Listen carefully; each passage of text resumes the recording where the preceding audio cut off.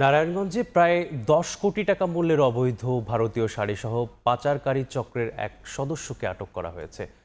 সোমবার রাতে সংবাদ বিজ্ঞপ্তিতে এ তথ্য নিশ্চিত করেন কোস্টগার্ড। এর আগে রোববার রাতে গোপন সংবাদের ভিত্তিতে সোনারগাঁওয়ের কাঁচপুর সেতু এলাকা সংলগ্ন থেকে তাকে আটক করে কোস্টগার্ড।